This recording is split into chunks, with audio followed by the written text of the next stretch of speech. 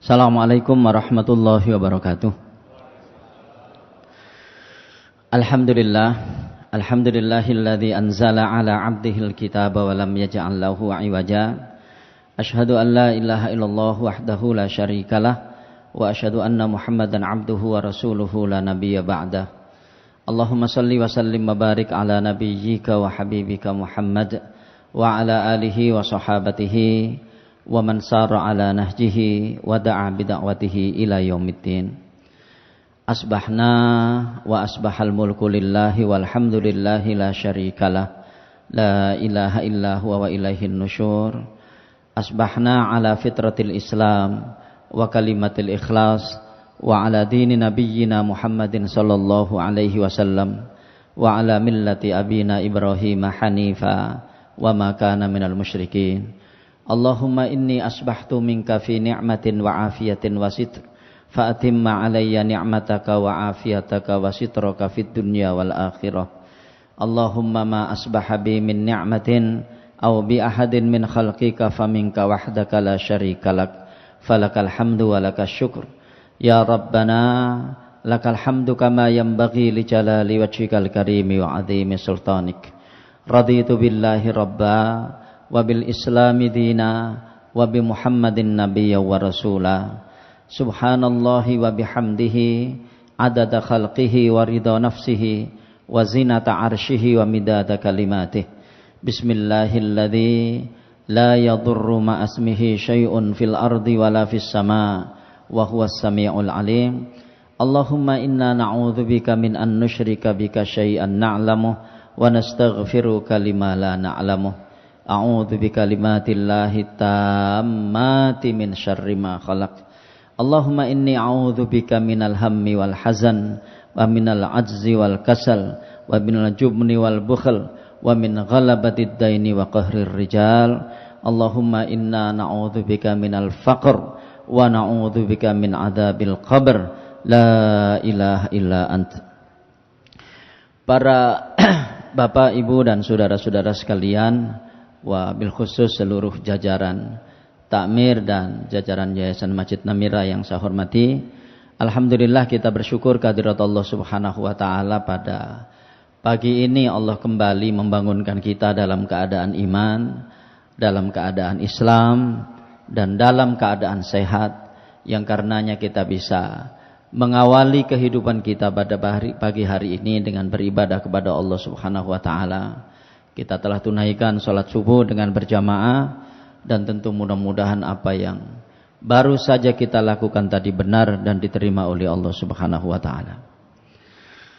Para Bapak dan Ibu sekalian, saya perlu mengingatkan diri saya sendiri dan kita semua tentang apa yang selalu dilakukan oleh para penceramah, para khatib dan para kiai, maka selalu mengingatkan kita untuk bersyukur kepada Allah Subhanahu wa taala.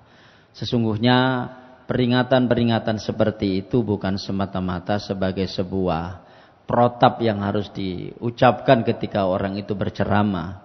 Saya kira tidak seperti itu. Tapi yang jauh lebih penting dari itu semuanya adalah bahwa kita selalu diingatkan untuk selalu mengingat nikmat-nikmat Allah Subhanahu wa taala. Karena biasanya semakin orang itu mengingat nikmat Allah, maka orang itu akan semakin dekat kepadanya. Dan sebaliknya, semakin orang itu melupakan nikmat-nikmat Allah, biasanya orang itu akan semakin jauh darinya. Jadi bab syukur itu sesungguhnya adalah bab yang terkait dengan persoalan kedekatan kita kepada Allah Subhanahu wa taala. Itu saya kira yang lebih penting, sehingga kalau ada orang yang mengungkapkan syukurnya itu dengan cara-cara yang menentang Allah Subhanahu wa taala, mengungkapkan syukurnya dengan kegiatan-kegiatan yang dimurkai oleh Allah Subhanahu wa taala, sesungguhnya pada saat itu sudah bukan bernama syukur lagi, tapi itu adalah kufur nikmat. Dan saya kira ini patut menjadi pelajaran buat kita semuanya. Betapa sering atau betapa kita sering menyaksikan agenda-agenda kegiatan yang di situ bertema mengungkapkan syukur, tapi isinya adalah aktivitas-aktivitas yang berbau kufur, dan mudah-mudahan kita tidak melakukan itu. Nah, sekalian, tema kita kali ini sesungguhnya ingin meneguhkan bab itu. Mungkin ada di antara kita yang mengatakan, Ustaz, itu terlambat, kok baru sekarang disampaikan. Ya memang barangkali ini adalah terlambat kalau kita hari ini yang Idul Adha itu sudah selesai.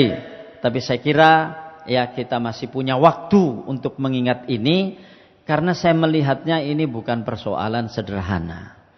Jadi ibadah kurban itu, Bapak sekalian, kita mulai tema kita sekarang. Ibadah kurban itu di kalangan para ulama, jumhurul ulama itu mengatakan dia itu tidak wajib. Dia itu sunnah muakkadah. Jadi kalau kita lihat di dalam buku fikih itu, kita hanya menjumpai 2 orang ulama yang menyebut bahwa ibadah kurban itu wajib, ya kan? Yaitu Ibnu Taimiyah dan Ibnu Qayyim. Lainnya mengatakan bahwa ibadah kurban itu sunnah muakkadah, sunnah yang sangat ditekankan. Tetapi kalau kita lihat di sana, ya kan, di dalam ibadah kurban itu, maka kita akan menjumpai fakta-fakta baik tentang keutamaannya maupun tentang cara Allah Subhanahu wa taala memerintahkannya itu dengan uslub dan gaya bahasa yang bersifat wajib. Gitu ya. Jadi gaya bahasanya itu seperti wajib. Ya, meskipun mungkin semua yang saya katakan tadi, ya, jumhurul ulama mengatakan bahwa itu adalah sunnah. Tapi cara Allah Subhanahu wa taala memerintahkannya dan kemudian keutamaan-keutamaan yang ada di dalamnya itu menggunakan gaya bahasa yang sering dipakai untuk amal-amalan wajib. Nah, salah satunya kita lihat di sini nih. Saya kira tidak ada satupun yang tidak hafal ayat ini, gitu ya. Jadi kebangetan nih kapan ana wong Islam gak hafal surat Al-Kautsar, ya. Paling tidak para imam masjid saya yakin sangat hafal ayat ini, karena mungkin ayat inilah yang agak sering dibaca, karena ini paling enak, ya, menyenangkan imam dan menenangkan makmum. Soalnya gak dawa-dawa. Oke. Allah Subhanahu wa taala berfirman, a'udzubillahi minasyaitonirrajim, "Inna a'tainakal kautsar fasholli li rabbika wanhar inna syani'aka huwal abtar." Ya. Sungguh kami telah memberimu Muhammad nikmat yang banyak, maka laksanakanlah salat karena Tuhanmu dan berkurbanlah. Sungguh orang-orang yang membencimu dialah orang yang terputus. Maksudnya terputus di sini adalah terputus keturunannya. Bapak sekalian, al-aslu ayat ini adalah untuk menghibur Rasulullah sallallahu alaihi wasallam, bukan kemudian Rasulullah itu bersedih atas ejekan mereka, orang-orang kafir itu, tapi Rasulullah SAW berpikir mengapa mereka ini kok masih belum bisa diajak ke jalan yang benar. Nah, cara mereka mengekspresikan dan mengaktualisasikan supaya tidak mau diajak ke jalan yang benar itu dengan cara melecehkan Rasulullah sallallahu alaihi wasallam. Nah, artinya kalau Rasulullah SAW dilecehkan, diejek, berarti kan sang pembawa kebenaran ini akan kehilangan wibawa. Dan diharapkan dengan kehilangan wibawa itu orang-orang tidak mau mengikutinya. Nah, kita lihat di sini ini. Ya, Bapak sekalian. Di ayat yang ketiga itu Allah Subhanahu wa taala berfirman, "Inna syani'aka huwal abtar." Ya kan? Sesungguhnya kunci ayat ini atau kunci dari surat ini ada di ayat yang ketiga ini, salah satunya itu. Sesungguhnya orang-orang yang membencimu Muhammad dialah orang yang terputus keturunannya. Mengapa Allah Subhanahu wa taala menyebut orang-orang yang membenci Nabi Muhammad itu orang yang terputus keturunannya? Itu karena peristiwanya banyak. Dan ayat ini turun kepada beberapa orang munafik dan orang-orang Yahudi yang ada pada saat itu. Orang-orang kafir dan orang-orang Yahudi pada saat itu. Salah satunya adalah terkait dengan ungkapan seorang kafir Quraisy yang bernama Al-As bin Wa'il. Itu. Jadi Al-As bin Wa'il ini orang kafir, ya, Quraisy waktu itu yang mengejek Rasulullah SAW dengan ejekan bahwa karena Nabi Muhammad itu tidak memiliki anak laki-laki, Sementara status keturunan itu akan ditentukan oleh anak laki-laki, maka Nabi Muhammad ini terputus keturunannya. Kita tahu bahwa Rasulullah SAW dalam sejarah, dalam riwayat itu memiliki 4 anak laki-laki. 3 orang anak laki-laki lahir dari rahim Khadijah, dan 1 orang anak laki-laki lahir dari rahim Maria Al-Qibtiyah. Tetapi keempat anak laki-laki beliau ini semuanya meninggal pada usia balita. Ya kan? Semuanya meninggal pada usia balita. Sementara 4 anak perempuan beliau yang lain, ya kan? Itu semuanya meninggal sebelum Rasulullah SAW meninggal, kecuali 1 yang meninggal setelah 6 bulan meninggalnya Rasulullah SAW. Dia adalah Fatimah. Jadi beliau punya 4 orang anak perempuan, ya, Zainab, Ruqayyah, Ummu Kulthum dan Fatimah. Sementara yang laki-laki adalah Qasim, Thayyib, Thahir atau Abdullah, itu yang lahir dari rahim Khadijah. Sementara yang lahir dari rahim Maria Al-Qibtiyah adalah Ibrahim. Ya mungkin kita sering mendengar nama ini karena Ibrahim ini meninggal ketika terjadi gerhana matahari. Ya kan, sehingga orang-orang Quraisy itu mengatakan, wah ini gara-gara anaknya Muhammad mati nih, sehingga terjadi gerhana matahari. Ya kan, padahal gerhana bulan dan gerhana matahari itu adalah ayat-ayat Allah Subhanahu wa taala. Ini tidak terjadi ya karena matinya atau hidupnya seseorang. Jadi 4 anak laki-laki Rasulullah SAW itu semuanya meninggal pada usia balita. Artinya gitu ya, nanti ya kan, begitu Rasulullah SAW wafat, yang punya anak keturunan itu adalah Fatimah. Dan karena yang punya keturunan itu adalah Fatimah, maka Rasulullah akan terputus karena Fatimah ini anak perempuan. Anaknya Fatimah tidak dinisbatkan kepada Nabi. Kenapa? Karena pasti dinisbatkan kepada Ali bin Abi Thalib dan bapaknya Ali bin Abi Thalib, jalur laki-laki begitu kan. Nah, sekalian, karena itulah kemudian As bin Wa'ili mengatakan, ya, Muhammad itu abtar. Dalam sebuah riwayat disebut, tinggalkan orang ini, dia itu abtar. Artinya dia itu orang yang terputus keturunannya. Akhirnya Allah Subhanahu wa taala menurunkan ayat ini. Inna a'tainakal kautsar fasholli lirabbika wanhar inna syani'aka huwal abtar. Nah, sekarang siapa yang terputus keturunannya? Itu kan? Ya, siapa yang terputus keturunannya? Yang terputus keturunannya itu justru yang mengejek beliau ini. As bin Wa'il itu punya 2 orang anak laki-laki. Ya kan? Dan kedua anak laki-lakinya ini semuanya masuk Islam. Terus artinya dia sudah tidak punya lagi garis ideologis dengan anaknya. Ya kan? Nah, sekalian, inilah di dalam Islam itu, ya, aspek biologis itu penting. Ya kan? Bahwa ini anak saya dari sisi biologis itu penting. Tapi yang lebih penting dari itu adalah ini adalah anak ideologis saya. Ya kan? Jadi ketika bapaknya sholat, anaknya juga sholat. Ketika bapaknya menunaikan zakat, ketika mampu, anaknya juga menunaikan zakat. Ketika bapaknya ke masjid, anaknya juga ke masjid. Itulah yang sesungguhnya status keturunan yang penting itu. Keturunan secara ideologis, tidak berhenti pada keturunan yang hanya bersifat biologis gitu. Nah, ini saya kira juga bagian dari kritik atau koreksi buat kita semuanya ini. Anak-anak yang sekarang kita miliki ini, apakah hanya anak-anak biologis bahwa dia adalah anak kita, hasil pernikahan kita dengan istri kita? Ataukah anak-anak kita ini juga pada saat yang sama adalah anak-anak ideologis kita? Bapak sekalian, ini ya saya kira penting untuk kita tanyakan pada diri kita masing-masing, karena masing-masing kita yang tahu jawabannya. Ya memang kadang-kadang agak berat ya kita bicara bab ini. Misalnya waktunya sholat, kok anak kita tidak sholat misalnya. Na'udzubillah, jangan-jangan dia hanya anak biologis kita, tapi bukan anak ideologis kita. Ya. Waktunya ke masjid, Kemudian kok anak-anak kita ini yang sudah akil balik, sudah besar, kok masih enak-enakan nongkrong di jalan dan seterusnya. Tidak segera menyambut perintah Allah Subhanahu wa taala ke masjid, sementara kita sudah ke masjid. Jangan-jangan mereka-mereka ini hanya anak-anak biologis kita, tapi dia bukan anak-anak ideologis kita.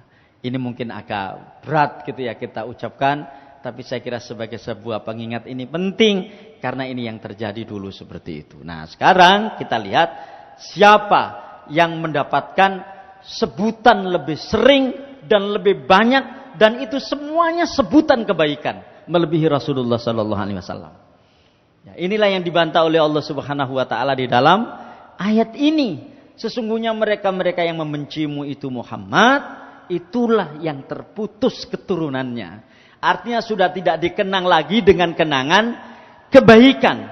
Sementara Rasulullah SAW, kita lihat di ayat di surat Asy-Syarah ya, ayat yang keempat ya. Di situ Allah Subhanahu wa taala berfirman, "Alam nashrah laka sadrak wa wada'na anka wizrak alladzi anqadha dhahrak." Apa yang keempat ayatnya itu? "Wa rafa'na laka dzikrak." Ya. Dan kami meninggikan sebutanmu Muhammad. Ya. Barangkali kalau kita lihat tokoh-tokoh di seluruh dunia ini ma'asyiral muslimin, satu-satunya tokoh yang paling sering disebut dengan sebutan kebaikan itu adalah Nabi Muhammad sallallahu alaihi wasallam. Ya kan? Ketika disebut nama beliau, ya kan? Kita langsung mengucapkan Allahumma shalli ala Muhammad. Dan itu dilakukan oleh bermiliar-miliar orang muslim sedunia. Akhirnya siapa yang paling tinggi penyebutannya? Siapa yang paling sering disebutkan namanya dengan sebutan kebaikan? Adalah Nabi Muhammad sallallahu alaihi wasallam. Ayat ini sesungguhnya membantah untuk itu. Ya. Bahwa ketika dia mengatakan Muhammad itu terputus keturunannya karena punya anak laki-laki yang mengembangkan keturunan, itu dibantah oleh Allah dengan firman-Nya, "Inna syani'aka huwal abtar." Nah, yang menarik Bapak sekalian, bahwa ini diawali oleh dua perintah. Ya, perintahnya ini adalah fasholli li rabbika wanhar. Maka sholatlah untuk Tuhanmu Muhammad dan sembelihlah kurban.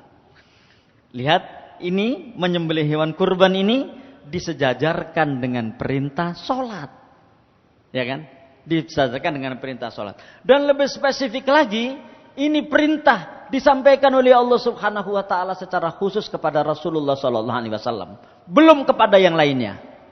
Ya kan? Meskipun akhirnya diperintahkan kepada yang lainnya. Maka kalau kita lihat dalam ilmu nahwu, dhamir yang dipakai ini adalah dhamir mukhatab mufrad, disampaikan oleh Allah Subhanahu wa taala kepada satu orang, dan beliau adalah Nabi Muhammad sallallahu alaihi wasallam. Ya kan? Maka saya akhirnya berpikir betapa ya pentingnya berkurban ini, sebagaimana mendekati pentingnya salat gitu. Istilahnya, kalau orang itu komitmen dengan sholatnya, idealnya, maka orang ini akan komitmen dengan berkurbannya. Gitu. Ya, artinya nggak akan begini. Aku tak sholat aja, nek wayah kurban aku bagian, nerimo, gitu ya. Enggak. Sebagaimana komitmen dengan sholatnya, dia akan komitmen dengan berkurbannya. Apalagi berkurbannya ini cuma setahun sekali, ya kan? Kita coba lihat ada WA itu yang berseliweran ya tentang satu kampung, ya penduduknya cuma 1.400-an satu kampung itu, satu dusun itu penduduknya cuma sekitar 1.400-an sekian, tapi yang berkurban 700 orang, ya dengan 93 sapi dan 154 kambing misalnya. Ketika ditanya kenapa kok kalian bisa begitu? Oh ya, kami punya komitmen untuk kurban ini. Masing-masing penduduk itu setiap hari nabung 10.000. Dan kemudian ditabung selama 10 bulan. Ketemulah angka 3 juta. Ya kan? Nah 3 juta itu ditambah sedikit sudah dapat kambing. Dan sudah bisa dipakai urunan untuk kurban sapi. Gitu. Saya terus terang ya melihat share-sharean WA itu terkejut juga gitu. Ada yang seperti itu. Artinya Bapak sekalian, Kalau orang itu komitmen dengan sholatnya, maka dia juga komitmen dengan berkurbannya. Meskipun untuk berkurban ini tetap ada syarat mampu. Ya kan? Tetap ada syarat mampu. Tapi seringkali Bapak sekalian, mampu atau tidak itu tergantung persepsi kita. Ada banyak orang yang punya duit lebih sedikit dari kita, tapi berkurban. Ya kan? Ada orang yang punya harta kekayaan lebih sedikit dari kita, tapi dia berkurban. Sementara ada yang mungkin lebih banyak dari kita, tapi dia tidak berkurban. Nah, berarti ini kan terkait dengan persoalan komitmen. Nah, sekalian, ternyata banyak sekali ayat-ayat tentang kurban itu yang terkait dengan persoalan keutamaannya. Sehingga ada banyak makna yang bisa kita tangkap dari berkurban itu. Ya, ada bisa banyak makna yang kita tangkap dari berkurban itu. Banyak. Di sini saya cuma menyebutkan 7 makna. Ya, kita bisa kita bisa menambahnya, tapi sepertinya kita nggak bisa menguranginya. Dari makna-makna ini. Kita bisa menambahnya dengan makna-makna yang lain, tapi sepertinya kita tidak bisa menguranginya itu. Karena 7 makna yang saya sampaikan di sini, semuanya saya berusaha melengkapinya dengan dalil-dalil dari Quran dan hadis itu. Pertama, makna tauhid.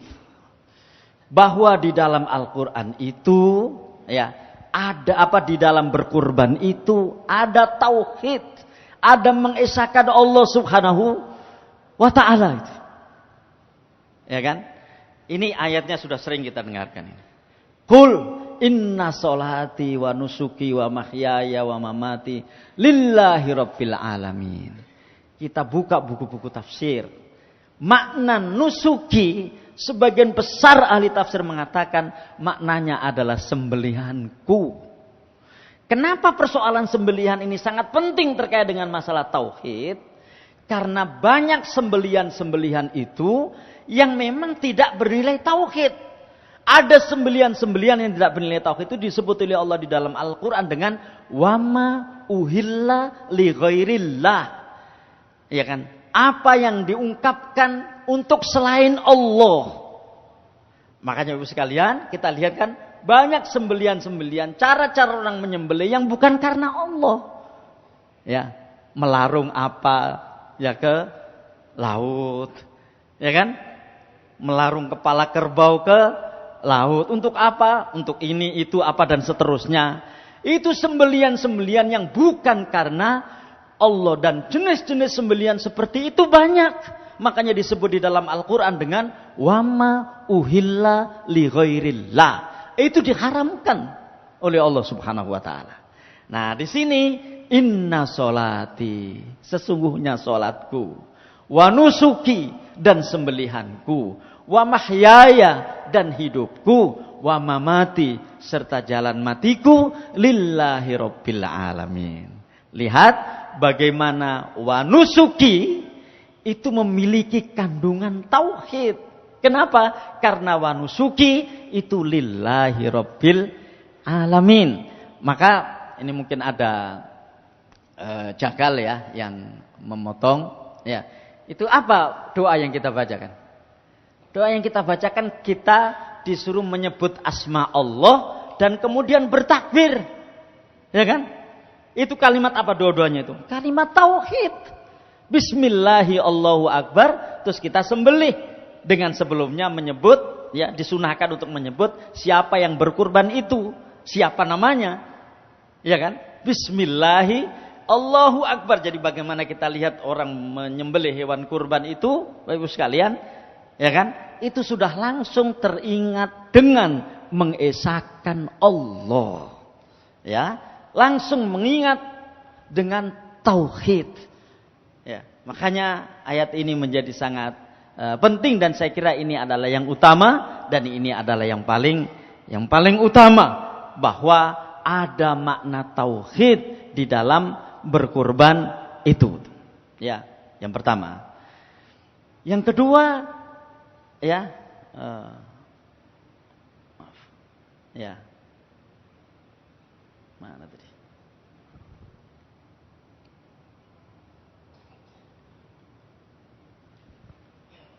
Ya. Yang kedua, ada makna ketaatan di sini. Ya. Jadi sekalian, saya terus terang ketika pertama kali membaca hadis ini, itu takut gitu. Meskipun apa? Meskipun semua kita tahu yang saya sampaikan di awal bahwa berkurban itu hukumnya sunnah. Lihat hadis ini. Man kana lahu sa'atun walam yudhahi fala yaqrabanna musallana. Ya. Barang siapa yang berkelapangan, maksudnya punya kelapangan harta, mampu gitu ya. Kok tidak berkurban, jangan sekali-kali mendekati tempat sholat kami. Ya. Dilihat bagaimana kurban itu dikait dengan masalah sholat tadi itu. Fasholli li rabbika wanhar. Jadi orang berkurban itu Bapak sekalian adalah orang yang sedang membangun ketaatan kepada Allah Subhanahu wa taala. Man kana lahu sa'atun wa lam yudhahi fala yaqrabanna musallana. Ya, barang siapa yang punya kelapangan, ya, punya kelebihan duit, ya, kemudian tidak mau berkorban, jangan sekali-kali mendekati tempat sholat kami, kata Rasulullah sallallahu alaihi wasallam. Ya. Ya kan itu orang yang mampu, Ustaz, itu ya. Iya memang betul, orang yang mampu. Tapi mari kita vonis diri kita masing-masing ini bahwa kita adalah orang yang mampu. Jangan kita memvonis diri kita sebagai orang yang tidak mampu. Karena dengan memvonis diri sendiri menjadi orang yang mampu, kita akan berusaha sekuat tenaga untuk bisa berkorban. Seperti cara yang digunakan orang yang ceritakan di awal tadi. Bendino nabung 10.000 misalnya. Ya kan? Atau seorang ibu ya sudah sepuh, usianya sudah 70 tahun, ya, yang tinggal di Tulungagung atau Blitar, saya agak lupa itu. Teman saya yang cerita kepada saya. Ya kan? Jadi ibu ini nabung tiap hari ono 5.000 dilebokno 5.000, ono 1.000 dilebokno 1.000 dan seterusnya.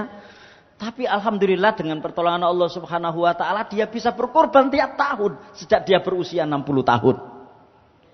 Ya, dia enggak punya siapa-siapa, enggak punya anak, ya suaminya sudah meninggal, dia sebatang kara, dia hidup di sebuah rumah yang tidak begitu bagus.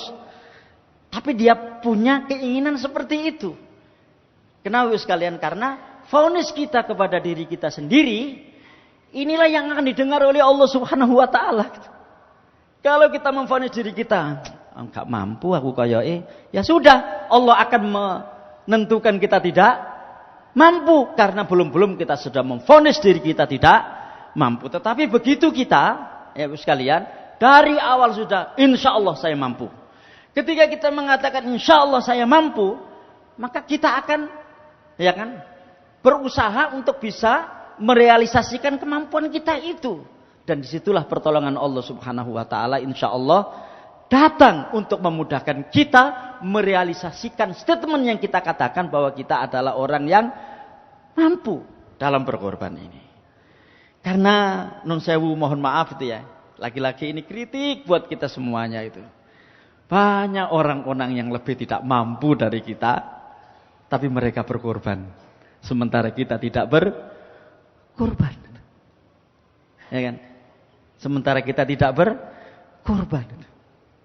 Ini. Jadi ada makna ketaatan di situ. Dan hadisnya saya kira sangat tandas di sini. Man kana lahu sa'atun walam yudhahi fala yaqrabanna musallana itu. Bahkan ini saya baru tahu ya. Mungkin bisa dicek ya dari Kementerian Pertanian itu yang punya RPH itu ya, Rumah Pemotongan Hewan, itu kan di bawah Kementerian Pertanian. Kalau di kabupaten atau provinsi di Dinas Pertanian dan Peternakan biasanya ya kan. Itu bahkan mensyaratkan tukang jagal itu harus sholat. Ya. Bahkan mereka itu punya fatwa, ini kementerian ini. Siapa yang berkorban dan tukang jagalnya tidak sholat, itu enggak sah kurbannya. Ya. Yes, embuh, itu fatwa itu betul atau tidak, tapi itu luar biasa itu. Untuk apa? untuk mensyaratkan supaya sing jagal iku salat. Ya bagaimana tidak, ini berkurban untuk mendekatkan diri kepada Allah Subhanahu wa taala, lah kok yang motong tidak salat gitu. Makanya sunnahnya sesungguhnya yang lebih utama itu yang motong adalah yang berkurban itu. Karena praktis yang berkurban itu sudah melakukan fasolli li rabbika. Itu kan. Nah kalau kita lihat di dalam hadis kan, begitu Rasulullah SAW selesai khutbah Idul Adha, ya setelah itu beliau langsung ke tempat pemotongan dan saat itu beliau memotong. Beliau sendiri yang memotong itu. Ya. Jadi makna ketaatan. Ya. Yang kedua. Yang ketiga, ada makna ibadah di situ. Jadi di dalam berkurban itu, Bapak Ibu sekalian, ada aturan-aturan teknis yang sangat detail. Sangat rinci. Ya. Baik sebelum atau ketika disembelih atau sesudahnya. Itu kan rinci kan? Yang sebelumnya, ya kan, itu harus memilih hewan yang baik, ya. Kata orang Jawa wis pokak, ya kan, wis pokak itu usianya sudah 1 tahun lebih, ya, kemudian tidak dalam kondisi cacat, permanen dan macam-macam. Itu kan kalau kita pikir-pikir kan agak mirip ketika kita melakukan sholat kan, ya, harus suci dari hadas besar dan kecil. Pakaian yang dipakai harus pakaian yang suci, bersih. Tempat yang dipakai harus tempat yang suci. Baru kemudian Allahu Akbar melakukan salat. Ya. Terus kemudian ketika menyembelih, tadi itu ada doanya. Bismillahirrahmanirrahim, Allahu Akbar, disembelih. Terus setelah itu bagaimana cara membagikannya? Jadi Bapak Ibu sekalian, berkorban itu adalah ibadah mahdhah dengan aturan-aturan detail dari Rasulullah Shallallahu Alaihi Wasallam, sehingga di dalam berkurban itu ada makna ibadah. Orang yang berkurban itu artinya orang yang sedang beribadah kepada Allah Subhanahu Wa Taala. Ya, yang ketiga. Yang keempat, ya, ini ada makna takwa. Kita lihat yang ketiga ini, coba lihat. Ya, ada kurban itu yang tidak sah ketika dilakukan dengan seperti ini. Man dzabaha qabla sholati fa innama huwa lahmun qaddamahu li ahlihi laisa minan nusuki fi syai'in. Ini riwayat Bukhari ini hadis ini. Barang siapa yang berkurban sebelum sholat, maka sembelihannya menjadi makanan untuk keluarganya dan bukan ibadah kurban sama sekali. Dadi kesusu sak durunge sholat wis di sembelih. Ya kan? Enggak sah itu kurbannya. Makanya disebut dengan huwa lahmun qaddamahu li ahlihi. Ya. Jadi dia hanya daging untuk keluarganya dan tidak bernilai kurban. Itu, tidak bernilai kurban. Meskipun ketika dimakan itu rasanya sama. Ya kan? Rasanya sama, tapi dia tidak memiliki nilai kurban. Kenapa? Karena disembelih sebelum waktunya. Ya, lihat. Ya, ada aturan yang detail ini gitu kan ya. Itu yang ketiga. Yang keempat. Ini bahkan Allah Subhanahu wa taala sendiri yang memfirmankannya di dalam surat Al-Hajj ayat yang ke-37. Bahwa di dalam kurban itu ada makna takwa. Orang yang berkurban itu adalah orang yang ingin mendapatkan ketakwaan. Nah, ibadah apa yang langsung disebut secara eksplisit tentang takwa itu dari rukun Islam? Puasa. Ya kan? Ya ayyuhalladzina amanu kutiba alaikumussyiyam kama kutiba alal ladzina min qablikum la'allakum tattaqun. Nah, dengan kalimat atau dengan makna yang sama dan kalimat yang berbeda itu yang ada di dalam kurban. Bayangkan. La yanalallaha luhumuha wala dima'uha walakin yanaluhu taqwa minkum. Ya kan? Daging kurban dan darahnya itu sekali-kali tidak akan sampai kepada Allah, tapi yang sampai kepadanya adalah ketakwaan kalian. Ya kan? Sekali lagi, dengan makna yang sama tapi kalimatnya berbeda, kan berarti seperti puasa. Kalau puasa itu la'allakum tattaqun, kalau kurban itu walakin yanaluhut taqwa minkum. Ya. Jadi berkurban itu ya tidak daging kurban dan darahnya itu sekali-kali tidak sampai kepada Allah, tapi yang sampai kepada Allah itu adalah ketakwaan kalian. Berarti orang berkurban itu harus ikhlas. Ya kan? Bukan untuk pamer, apalagi naudzubillah menyombongkan diri. Gitu kan? Kenapa? Karena dia sedang ingin mendapatkan level takwa di sisi Allah Subhanahu wa taala. Ya, orang yang berkorban itu ingin mendapatkan predikat takwa dari Allah Subhanahu wa taala. Karena ingin mendapatkan predikat takwa dari Allah Subhanahu wa taala, maka kurbannya itu untuk Allah, bukan karena yang lainnya. Bukan karena mau ini dia berkurban, bukan karena mau nyalon ini dia berkurban, bukan. Tapi walakin yanaluhut taqwa minkum. Nah, ini kan luar biasa ini. Jadi bagaimana ibadah kurban yang tadi saya sampaikan di awal bahwa seluruh ulama atau jumhur ulama mengatakan adalah sunnah muakkadah, tapi status memperoleh takwanya itu sama dengan puasa Ramadan yang hukumnya wajib. Di sana la'allakum tattaqun, di sini walakin yanaluhut taqwa minkum. Ya. Jadi luar biasa memang berkorban itu sekalian. Ya, di ayat ini. Baik, berikutnya ada makna syukur. Ya, itu saya awali tadi ya mengungkap masalah bab syukur ini. Lihat Ibu sekalian. Dengan sangat rinci Allah menjelaskan tentang bagaimana berkorban itu, ya kan? Dan bagaimana ending dari berkorban itu supaya kita menjadi orang-orang yang bersyukur. Wal budna ja'alnaha lakum min sya'airillah lakum fiha khair. Dan unta-unta itu kami jadikan untuk kalian bagian dari syiar-syiar Allah. Jadi unta-unta yang mau kita sembelih ini, hewan-hewan kurban yang mau kita sembelih ini, itu adalah bagian dari syiar-syiar Allah. Lakum fiha khair. Kalian banyak mendapatkan kebaikan darinya. Ya kan? Jadi hewan-hewan kurban ini, ya Bapak sekalian, ini adalah bagian dari syiar-syiar Allah yang kita banyak mendapatkan kebaikan dari sana.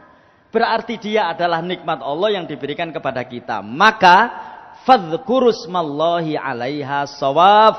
Ya kan? Maka sebutlah nama Allah ketika menyembelihnya dalam keadaan berdiri. Ya kan? Fa idza wajabat junubuha fakulu minha wa atimul qani awal mu'tar. Nah, ini kita lihat ada 3 ya pembagian jenis pembagian hewan kurban disebutkan di sini. Maka ketika telah rebah, maksudnya telah mati itu telah disembelih, telah dibungkusin dan seterusnya, fakulu minha. Makanlah dari sebagiannya. Ini yang kemudian ya seorang yang berkorban itu boleh memakan hewan kurbannya. Ya, wa atimul qani awal mu'tar. Dan berilah makan dari hewan kurban itu al-qani, orang-orang yang tidak membutuhkannya atau orang-orang yang sudah merasa cukup, wal mu'tar atau orang-orang yang membutuhkannya. Artinya yang tidak membutuhkannya juga boleh kita bagi, ya. Artinya wong ki wis wong sugih wis bendina mangan kurban, mungkin ulama, ustaz dan seterusnya wis sering mangan daging, boleh dikasih. Tapi wal mu'tar juga orang-orang yang membutuhkannya. Langsung ada 3 jenis pembagian di sini kan. Boleh dimakan sendiri, boleh dikasihkan kepada orang yang tidak membutuhkannya pada dasarnya, dan boleh dikasihkan kepada orang yang membutuhkan. Lihat ayat yang terakhir. Kadzalika sakharnaha lakum la'allakum tashkurun. Jadi Bapak sekalian, berkorban itu adalah bagian dari syukur nikmat. Sehingga saya membuat kalimat antonimnya, ya, lawan katanya. Dan mudah-mudahan saya tidak salah, mudah-mudahan di antara kita juga bisa mengerti ini semuanya. Jika ada orang mampu berkorban, kok tidak berkorban, berarti orang ini kufur nikmat. Ya, mampu sakjane nek met 3,5 juta iku, lho kok gak ngelakoni, berarti wong iku kufur nikmat. Dan Bapak sekalian, kufur nikmat itu berat. wala in kafartum inna adzabi lasyadid. Ayat yang paling sering kita baca ini dalam hajatan-hajatan kan. La in syakartum la azidannakum wala in kafartum inna adzabi lasyadid. Mohon maaf, barangkali kalimat saya itu cukup keras gitu ya. Tapi saya memahaminya begitu. Ono wong sing mampu kurban, kok gak kurban, berarti wong iki kufur nikmat. Nek wis kufur nikmat, naudzubillah, tsumma naudzubillah, itu masuk di dalam kategori wala in kafartum inna adzabi lasyadid. Nah, karena itu ketika orang sudah mengetahui ini, segeralah kita untuk syukur nikmat dengan berkurban. Itu maksudnya. Ya, makna yang keempat. Makna yang kelima. Makna yang keenam, makna sosial.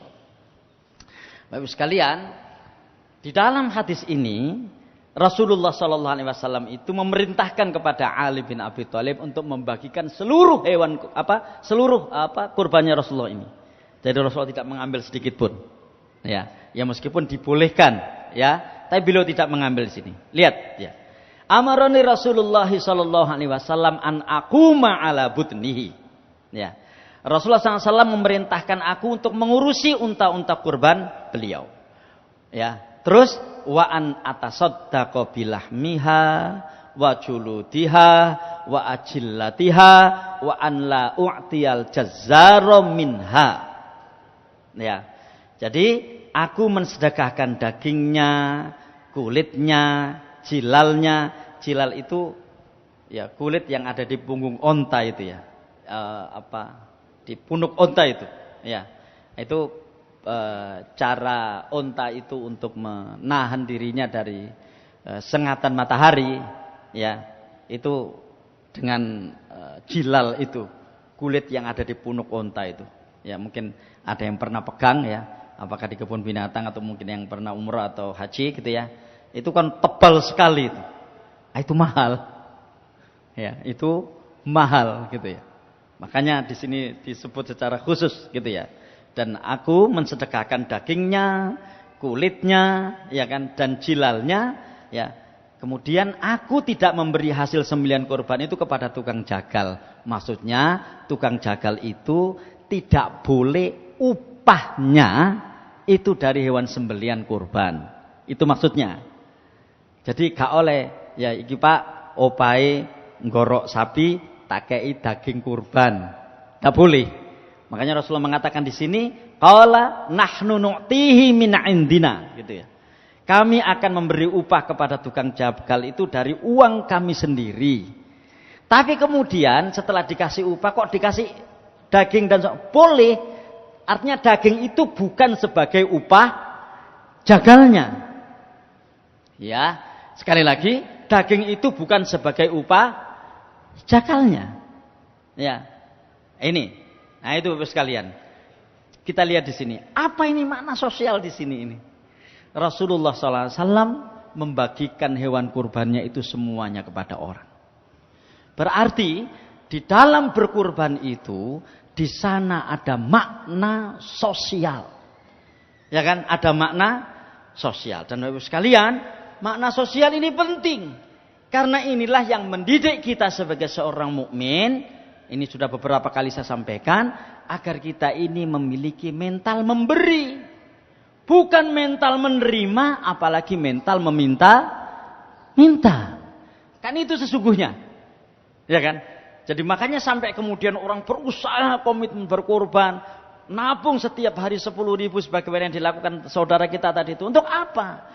Agar mentalitas yang terbangun di dalam dirinya itu adalah mentalitas memberi. Bukan mentalitas menerima, naudzubillah, apalagi mental minta gitu. Ya, itu sekalian. Nah, sehingga nanti yang terbangun di situ apa? Solidaritas sosial. Orang akan punya, ya kan ini kita berkorban ini. Orang akan punya semangat ketika berkorban itu untuk meringankan beban orang lain. Bukan menjadi beban orang lain. Ya.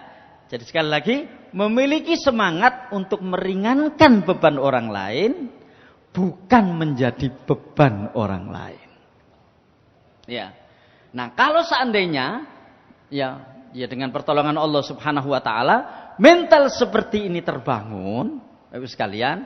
Jadi seandainya mental seperti ini terbangun, maka seorang mukmin itu yang ada di dalam pikirannya adalah bagaimana saya bisa bermanfaat untuk orang. Ya. Ini saya kira kritik buat kita semuanya nih. Buat saya sendiri ini. Juga gitu ya.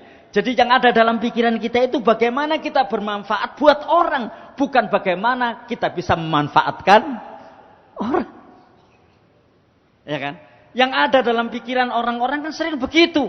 Bagaimana saya bisa mendapatkan manfaat dari orang, dan bukan bagaimana kita bisa memberi manfaat kepada orang. Padahal hadisnya berkali-kali itu kita dengarkan. Khairun nasi anfa'uhum linnas. Sebaik-baik manusia itu adalah orang yang paling banyak mendatangkan manfaat bagi orang lain. Ya. Sehingga ketika ketemu orang yang dia pikir adalah bagaimana saya bisa bermanfaat buat orang itu, bukan bagaimana saya bisa memanfaatkan orang itu. Ya enggak tahu, wallahu a'lam bishawab ya. Saya kira ini yang saya pahami dari makna berkorban ini. Ya, ada makna sosial di sana, dan itu juga sesungguhnya membangun mentalitas yang baik dalam diri kita. Saya ulang berkali-kali di sini, memberikan atau memiliki mentalitas memberi, bukan mentalitas menerima, apalagi naudzubillah mentalitas meminta. Itu sebabnya kenapa para generasi terbaik terdahulu itu ya, meskipun mereka sedang berkekurangan dan seterusnya, tidak gampang mereka keluar rumah untuk meminta kepada orang. Meskipun ketika meminta kepada orang, pasti mereka akan dikasih. Lihat bagaimana seorang ibu di masa Umar ibn Khattab, ya kan? Yang dia harus memasak batu, ya, agar ketika memasak itu dia memberi pesan pada anaknya yang lapar itu bahwa, wah, ibu memasak nasi nih. Saya tak tidur lah, setelah itu saya bangun dan akan makan. Ya kan? Kan ini pesan itu yang disampaikan pada anaknya. Seandainya waktu itu sang ibu keluar rumah dan mengetok pintu tetangganya, ya, kemudian meminta makan, yakin saya dikasih. Tapi tidak dilakukan. Saya kadang-kadang berpikir, subhanallah ya, bagaimana orang seperti itu sampai akhirnya Umar bin Khattab menangis, ya, dan kemudian pingsan di depan rumah orang itu, merasa dia berdosa, bagaimana dia menjadi khalifah, tapi kemudian ada orang yang lapar yang dia tidak mengetahuinya. Sampai akhirnya dia sendiri datang ke Baitul Mal, membawa segelansing gandum, dan dia sendiri yang memikul gandum itu dan kemudian diberikan kepada ibu yang tua itu, yang punya anak yang nggak bisa makan waktu itu. Bapak Ibu sekalian, berkorban itu sesungguhnya di sana. Nah, apalagi saya kira kita ini kan cuma sedikit berkorban kita, tidak sebagaimana Nabi Ibrahim alaihis salam. Makna sosial. Yang ketujuh, makna kepemimpinan. Pak, apa hubungane berkorban karo dadi pemimpin? Mungkin begitu. Ayat ini bisa kita baca ya. Firman Allah SWT di surat Al-Baqarah 124. Wa idzi betala Ibrahim rabbuhu bikalimatin fa'atammahun. Qala inni ja'iluka lin-nasi imama. Qala wa min dzurriyyati qala la yanalu ahdid dzalimin. Dan ingatlah ketika Ibrahim diuji oleh Tuhannya dengan beberapa kalimat. Maksudnya diuji Tuhannya dengan berbagai macam ujian. Fa'atammahun, ya kan? Dan kemudian, ya kan, dia sempurnakan semua ujiannya itu. Dan Ibu sekalian, ujian Nabi Ibrahim itu ya sangat banyak. Bagaimana Sarah mau dibunuh di Mesir misalnya, sampai Nabi Ibrahim harus berbohong bahwa ini bukan istriku, tapi ini adalah adikku. Dan kemudian Sarah bisa lolos dari pembunuhan yang mau dilakukan oleh seorang raja Mesir. Dan bagaimana kemudian si raja Mesir ini karena mengetahui bahwa ini adalah bukan istrinya, ya kan? Maka kemudian raja Mesir itu kepingin mempersunting Sarah. Ya, sementara raja Mesir ini masih kafir. Sampai akhirnya Sarah disekap. Ya. Kita lihat itu kisahnya. Sampai akhirnya ketika raja Mesir ini mendekati Sarah selalu terjatuh, mendekati Sarah selalu terjatuh. Ya kan? Akhirnya dia merasa kalah dengan Sarah ini, dan kemudian sebagai imbalannya Sarah dikasih hadiah. Apa itu hadiahnya? Dikasih salah seorang tawanan. Ya, Tawanan itu adalah orang yang dikalahkan. Ini adalah anaknya raja dulu. Tapi karena dikalahkan maka sang anak ini menjadi tawanan. Dan dia adalah Hajar. Dibawalah Hajar ini pulang. Lama nggak punya anak. Akhirnya Sarah memerintahkan kepada Ibrahim. Menyuruh Ibrahim untuk menikahi Hajar. Dan punya anak yang bernama Ismail. Disitulah kemudian ujian itu terus. Ya ditinggalkan di tempat yang sepi. Tidak berpenghuni. 14 tahun pulang. Dan ini adalah ujian terbesar beliau. Apa? Menyembelih Ismail. Ya kan? Padahal di ayat yang ke-100-nya itu. Beliau masih berdoa. Rabbi habli minas solihin. Surat As-Saffat itu. Ya Allah, anugerahkanlah kepadaku anak yang soleh, ya Allah. Akhirnya dianugerahi oleh Allah anak yang soleh. Yang bernama Ismail. Tapi justru ujian terberat beliau ini, anak yang soleh, anak yang baik, disuruh nyembelih. Kalau seandainya anakmu nakal itu, buah nai, kan dibuat itu nakal. Ya kan, daripada ngisin-ngisini wong tua, ya kan? Ini anak yang soleh. Dan itu dikisahkan secara detail. Falamma balagha ma'ahu sa'ya qala ya bunayya inni ara fil manami anni azbahuka fanzur madza tara. Lihat, Nabi Ibrahim tidak langsung mengeksekusi. Nah, bapak mah bengi ngipi, ya diperintahno Gusti Allah nyembelih kon. Kene kon tak sembelih. Enggak kan? Tapi Nabi Ibrahim mengatakan fanzur madza tara. Menurut pendapatmu bagaimana? Saya yakin Bapak Ibu sekalian, yang dimaksud di situ adalah ada keberatan yang luar biasa waktu itu. Tapi karena ini perintah Allah Subhanahu wa taala, beliau berusaha untuk tegar dan melaksanakannya sehingga menggunakan kalimat fandur madza taro. Terus menurut pendapatmu kon tak sembelih ngono ya opo nak itu. Saya tidak tahu persis waktu itu ketika dialog terjadi itu ya, face atau wajah Nabi Ibrahim dan Nabi Ismail itu seperti apa itu? Menurut panjenengan sedaya itu kira-kira seperti apa tuh wajahnya Nabi Ibrahim ketika menawari anaknya untuk disembelih itu? Kan berbeda dengan nak, alhamdulillah nak, bapak Allah rezeki nak, tak tukar sepeda motor saja. Pastikan tuh wajah berseri-seri, ya kan? Ini enggak. Ini arafil manami anni azbahuk. Ma bengi bapak ngipi nak nyembelih kon. Fandur madza taro. Terus, ya apa pendapatmu? Subhanallah, jawaban Ismail, ya mungkin untuk kita di luar dugaan kita semuanya. Ayo, nek gak percaya coba nangone anake gitu. Sampeyan iki wis gendeng ta, Pak? Kok nyembelih aku iki, Pak? Ya kan? Nabi Ismail faham, bapaknya itu nabi. Mimpi seorang nabi itu adalah wahyu gitu. Ya. Makanya jawaban Nabi Ismail, ya abati. Lihat, dua-duanya itu dengan kalimat sayang. Nabi Ibrahim memanggil Ismail dengan ya bunayya. Itu artinya wahai anakku tersayang. Ya kan? Jadi wahai anakku tersayang. Kalau cuma sekedar wahai anakku cukup ya ibni. Tapi di sini ya bunayya. Jawaban Nabi Ismail juga begitu. Bukan ya abi, ya abati. Dalam bahasa Arab ya abati itu wahai ayahandaku tercinta. Bayang no, api disembelih seiso nyebut bapak ini tercinta. Ya kan? Ya abati fa'al ma tu'mar satajiduni insyaallahu minas sabirin gitu kan.